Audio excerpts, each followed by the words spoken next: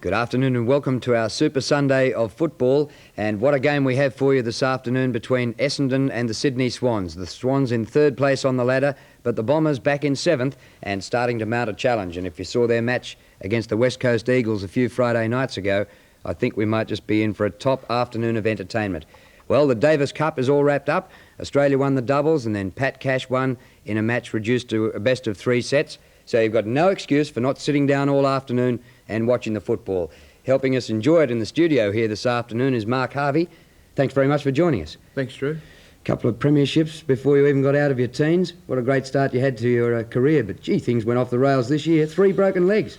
Yeah, that's right, Drew. I've had a bit of bad luck this season. That is one broken leg 3 times, I might point out. Yeah. I've had a bit of bad luck this year, and just hopefully I'll be back in 1 or 2 weeks.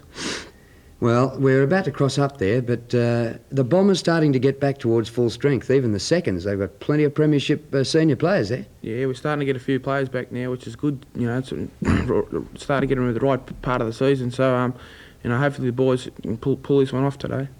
And is the feeling around the club starting to get back to what you were in 84 and 85 when you were so dominant? Yeah, they're starting to get the feeling back because they're starting to get the sniff towards the chance for the finals this year. So, confidence is pretty high at the moment because they've won their last 2 or 3 on end. So I think they'll go all right today. Yeah, and with a bit of a lapse, you'd be starting to get that hunger back, wouldn't you? Yeah, they certainly are, Drew. We always consider ourselves a chance in the finals, and today's a very important game for us today. If we can win it today, I think we'll make the finals for sure. All right, well, we'll be speaking to you further during half-time. We can take you up there now.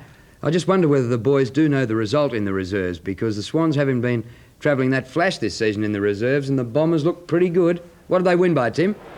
The Bombers won by 59 points, Drew. 25-13, 163 to the Swans, 15-14, 104. We didn't watch too much of it, but Doug Hayward was keeping an eye on his hero, Timothy Michael Watson, who he saw pull in a couple of marks and kick a goal or 2.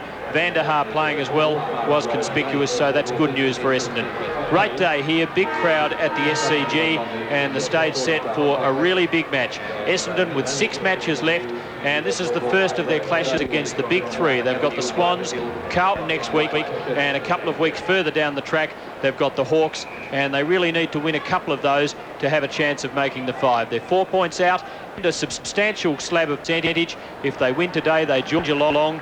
They'll be probably just behind them on percentage unless they have a surprisingly big win, but they really will be knocking on the door.